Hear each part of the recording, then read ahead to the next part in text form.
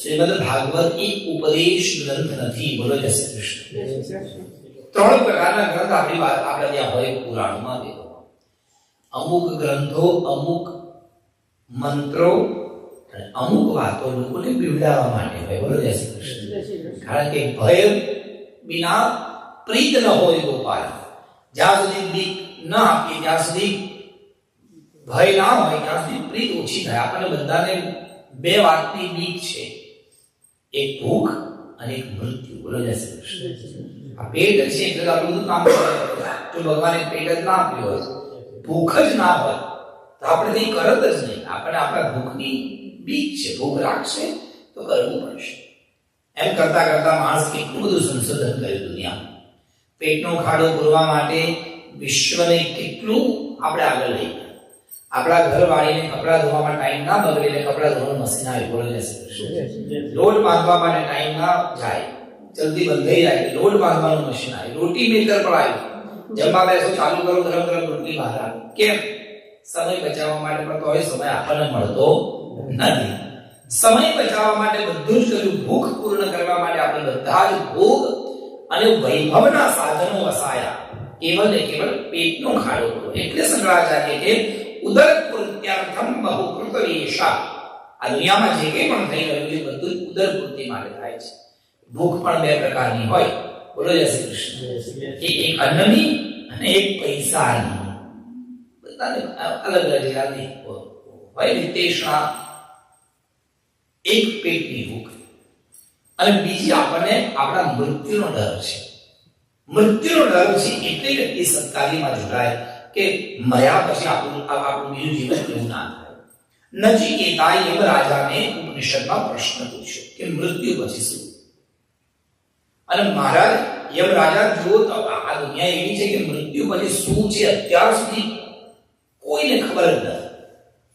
કારણ કે મરીને જે ગયા એને કોઈ ફોન કર્યો નથી કે ભાઈ રીચ ધ સેફલી. બોલો જય શ્રી કૃષ્ણ. એ કોઈ કીધું નથી.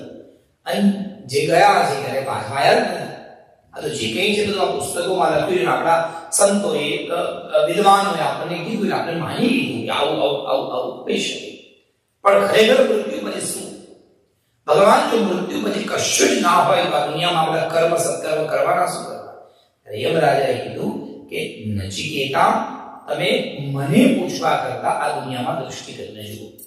દુનિયામાં એવા કેટલાય વ્યક્તિઓ છે જે બહુ સત્કર્મ કરે છે, છતાં પણ એમના જીવનમાં બહુ જ દુઃખ છે. સારા માણસના દિવસો સારા નથી હોતા. બોલો જય શ્રી કૃષ્ણ. જેટલું સારું કરે છે બહુ તકલીફ હોય છે, અને ખોટું કરનાર દિવસ જોરદાર હોય છે. કઈ નક્કી નથી હોતું. અત્યંત જપ તપ યજ્ઞ અનુષ્ઠાન કરનારના જીવનમાં રોગ જોવા મળે છે. એટલે આ દુનિયા ખબર જ નથી કેવી છે. ક્વચિત ભૂમિ શય્યા ક્વચિત અપિચ પર્યંક શયનઃ. ક્યારે કોકને સુવા માટે મોટા મોટા ખાટલા મળે છે, કોકને ભોંય જમીનમાં પાથરવા માટે પણ નથી મળતું. એવી આ દુનિયા છે. તમને ક્યાંક બહુ જ ગરીબ જોવા મળે તો ક્યાંક અત્યંત ધનવાન જોવા મળે. ક્યાંક અત્યંત સુંદરી નારી હોય તો અત્યંત કુરૂપ સ્ત્રી જોવા મળે. અત્યંત પરાક્રમી અને પરિશ્રમ વાળો વ્યક્તિ જોવા મળશે તો ત્યાં તમને કોક આળસી વ્યક્તિ પણ જોવા મળે. આ દુનિયામાં બધું જ છે. આ બધું આવ્યું ક્યાંથી? ભગવાને આટલી મોટી દુનિયા બનાવી. ક્યાંક કોકને સર્પનું ઝેર આપ્યું તો ક્યાંક કોકને અમૃત આપ્યું. તો આ સારું ખરાબ બધું આવ્યું ક્યાંથી? ધ્યાન આપવું. આ બધું જ પૂર્વજન્મના કર્મના કારણે આવ્યું છે. પૂર્વજન્મમાં જેણે જેવા કર્મ કર્યા હશે એવો એનો આ જન્મ છે. અને આ જન્મમાં કર્મ કરીશું તો આપણું આવનારો જન્મ સારો આવશે એવું યમરાજાએ નચિકેતાને સમજાવ્યું. મતલબ એવો કે આપણે આપણી આવનારો જન્મ જો સારો જોતો હોય, આવતા જન્મમાં ધીરુભાઈ અંબાણી બનવું હોય તો મહેનત કરવાનું શરૂ કરવું પડી જશે. આજનું કર્મ એ આપણું ભવિષ્ય બનાવે છે. એટલે મૃત્યુનો ડર છે. ડર હોય, ડરથી પ્રીત આવે. ભયથી મનમાં પ્રીત પેદા થાય. અને બીજું, ભયની સાથે સાથે સાથે વ્યક્તિને જીવનમાં જે દિવસે પરમ તત્વની પ્રાપ્તિ થાય, ભક્તિની પ્રાપ્તિ થાય, ત્યારે એ વ્યક્તિ પરમાત્માના ચરણોમાં સર્વરૂપે સમર્પિત બને છે.